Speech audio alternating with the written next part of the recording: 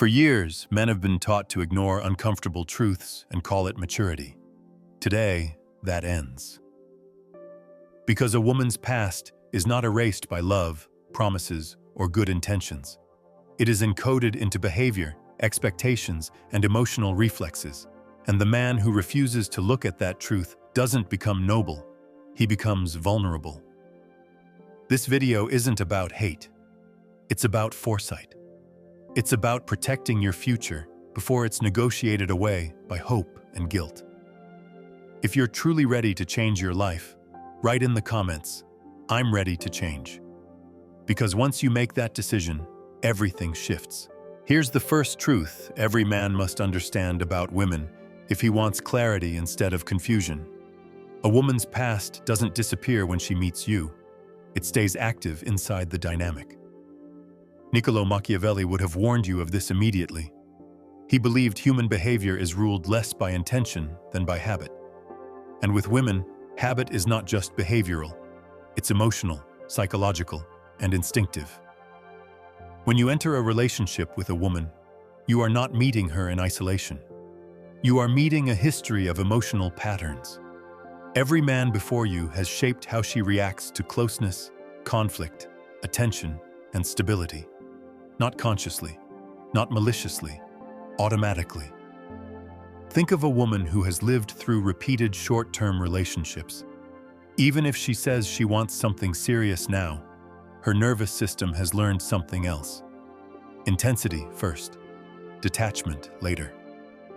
So when calm replaces excitement, her body registers danger, not peace. Friedrich Nietzsche would say that what is lived repeatedly becomes instinct, and instinct always moves faster than logic. This is why a woman may mean well, yet still pull away, compare, or sabotage when things become real. This is where men get blindsided.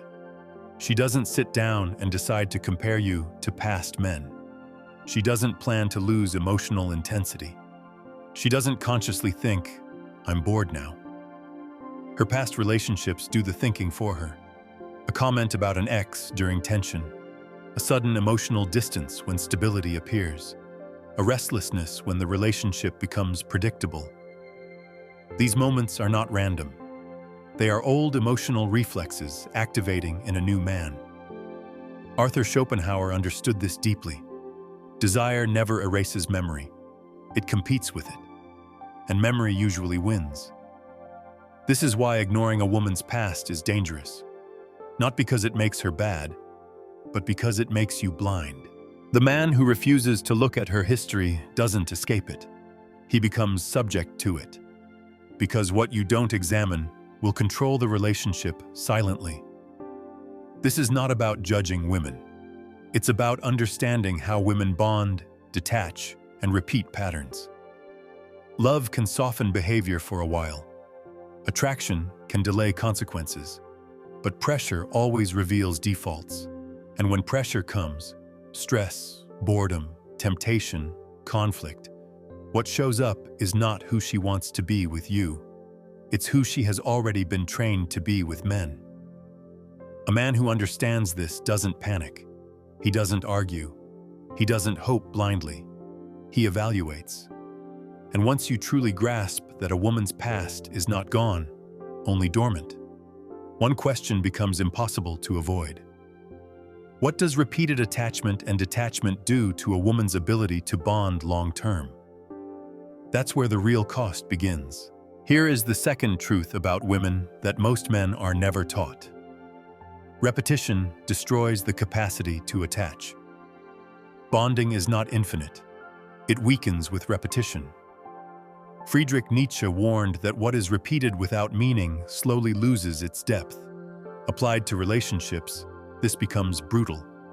When a woman forms strong emotional bonds again and again and watches them break, her psyche adapts, not consciously, instinctively.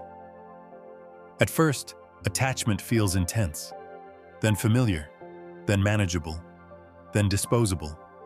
Each separation teaches her nervous system the same lesson. Closeness does not last. Arthur Schopenhauer described love as a force driven by instinct, not romance. a mechanism of nature, not poetry, and instincts adapt. When bonding repeatedly ends in loss, the psyche learns to protect itself by shortening attachment. Desire remains, affection remains, but permanence fades. This is why a woman can feel deeply, yet detach quickly. Why intimacy can exist without loyalty. Why passion can ignite without roots. Not because she is cruel, because her inner system has learned impermanence. Niccolo Machiavelli understood this principle in power long before modern psychology. Familiarity breeds disposability. What can be gained again is never guarded the same way as what can be lost forever. Applied to women, this becomes dangerous for men who ignore it. A woman whose emotional system has bonded and broken many times does not experience stability as safety. She experiences it as silence, and silence feels empty to a nervous system trained on intensity. So when peace arrives, restlessness follows. When consistency appears, boredom creeps in. When calm replaces chaos, attraction weakens. This is where men miscalculate. They think love is enough. They think effort will override history. They think stability will heal damage created by repetition. But Nietzsche would say this is naivete, confusing intention with capacity. You cannot love a woman into bonding deeper than her nervous system allows. You cannot commitment your way past conditioning. You cannot argue biology with morality. This is why some women leave good men without clear reasons. Why affection exists right up until withdrawal. Why endings feel sudden, but were neurologically prepared long before. The mistake men make is asking, why did she change? She didn't. She repeated. And once bonding weakens, something else takes its place: comparison. That is where the real danger begins. Here's the third truth. You're not competing with men, you're competing with memory. This is where most men completely misread their situation with women. They think attraction is happening in real time. They think they're being judged only on who they are now. They think effort, patience, and consistency will eventually win. That assumption is fatal, because when you enter a woman's life, you don't enter alone. You walk into a room already occupied by memories. Nietzsche warned that memory is not passive. It is selective, emotional, and distorted by intensity. The past is never remembered accurately. It is remembered sensationally. Peaks are preserved. Lows are erased. What remains is not truth, it's impact. This is why a woman rarely compares you fairly. She compares how you make her feel now to how she once felt at the most intense moment of the past. You are not competing with her ex as he truly was. You are competing with a highlight reel. A man she remembers as exciting may have been unstable. A relationship she recalls as passionate may have been destructive. But memory doesn't preserve dysfunction.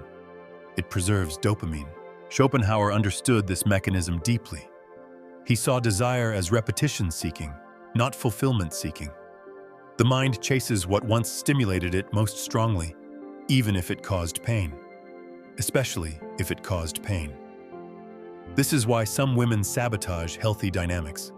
Why peace feels off. Why stability feels dull. Why they say they want calm, but respond to chaos. And here's the silent trap for men. You try to outperform ghosts. You try to be better, kinder, more reliable. But reliability doesn't compete with remembered intensity. Machiavelli would say, this is the mistake of fighting the wrong battlefield. Power is not about opposing force. It's about understanding perception. And perception is shaped by memory, not logic. So when a woman withdraws, questions the relationship, or grows restless without clear cause, it's rarely about something you did. It's about what her nervous system remembers as alive. You didn't lose because you failed. You lost because you were compared to a sensation, not a man. And the more unresolved history she carries, the longer that list of invisible competitors becomes. This is why men feel confused, drained, and destabilized. They sense resistance but can't name it. They feel judged but never told why. Because you're not being measured against reality. You're being measured against memory. And memory doesn't negotiate. But memory does something else. It carries pain forward. That's where projection enters. Here's the fourth truth about women most men sense instinctively but are trained to ignore. Her trauma doesn't disappear, it transfers. Pain doesn't reset when a relationship ends, it relocates. Friedrich Nietzsche wrote that unresolved suffering does not fade, it seeks expression. When a wound isn't understood, it looks for a new surface to open on. In relationships, that surface is often the next man. So when a woman has been betrayed, lied to, abandoned, or emotionally neglected, her nervous system learns a pattern: anticipate harm. Even when no harm is present, you arrive clean, but you are treated guilty. This is not conscious. It is defensive instinct. Arthur Schopenhauer saw this clearly. Humans project inner pain outward because it is easier to accuse the world than confront the self. A woman who hasn't processed past trauma doesn't meet you as you are. She meets you as a risk. That's how you inherit punishments for crimes you didn't commit. If she was cheated on, your independence becomes suspicious. If she was controlled, your boundaries feel cold. If she was used for sex, your desire feels selfish. If she was abandoned, your silence feels like rejection. You're not responding to her. You're responding to her history. Machiavelli warned rulers never to ignore the resentments people carry forward. Old injuries don't stay buried. They wait. And when triggered, they strike without warning. In relationships, this means one thing for men. You are not evaluated only on your actions. You are evaluated through the filter of her past pain. This is why arguments escalate quickly. Why small misunderstandings become accusations. Why reassurance never seems to be enough. You think you're building trust. She thinks she's preventing catastrophe. And here's the trap. Men believe patience will heal this. They believe love will soften fear. They believe consistency will undo damage. But Nietzsche would call this moral optimism, mistaking endurance for wisdom. You cannot soothe trauma you didn't create. You cannot argue with a nervous system trained by pain. And you cannot sacrifice yourself into being safe enough. Because trauma doesn't ask for logic. It demands control. And the more you try to prove yourself, the more power you hand over. Not to her, but to the past controlling her reactions. This is why men slowly disappear inside these dynamics. They become cautious. They over-explain. They walk on glass. And eventually, they mistake survival for love. But trauma doesn't reward sacrifice. It consumes it. Which leads to the next illusion men are sold. That experience equals maturity. It doesn't. Here's the fifth truth. Experience does not create stability, it erodes it. This is where the biggest lie about women quietly destroys men. You're told that experience makes her wiser, that her past made her know what she wants, that everything she lived prepared her to finally choose well. That sounds comforting. It's also false. Experience does not automatically produce depth. It produces adaptation. When a woman repeats cycles of desire, excitement, rupture, and detachment, her emotional system doesn't mature. It economizes. It learns how to feel less in order to survive more. Stability stops feeling like safety. It starts feeling like absence. This is why some women say they want peace, yet feel restless inside it. Why consistency feels nice, but not compelling. Why calm men feel correct, but not chosen. Her nervous system has been trained on intensity, not continuity. Each high rewires expectations upward. Each breakup lowers tolerance for discomfort. Each new beginning shortens patience. So when you show up steady, present, and reliable, You're not meeting a blank slate. You're meeting a system calibrated for stimulation. And here's the brutal contrast men miss. A woman with little emotional fragmentation bonds into stability. A woman with extensive emotional repetition evaluates stability against excitement, not morally, neurologically. This is why boredom appears early, why she starts questioning chemistry, why she wonders if something is missing, even when nothing is wrong. Men interpret this as a failure of effort. They try harder, they give more, they intensify. But intensity doesn't repair overstimulation, it reinforces it. What she learned through repetition is not commitment, it's replacement. So when something feels off, her instinct isn't to build, it's to scan. New option, new feeling, new possibility. And this is where men lose themselves. They believe patience will turn experience into loyalty. But experience, when unchecked, trains exit routes, not roots. Which leads to the most expensive mistake a man can make: ignoring patterns. And here's the sixth truth. Ignoring patterns is the most expensive choice a man makes.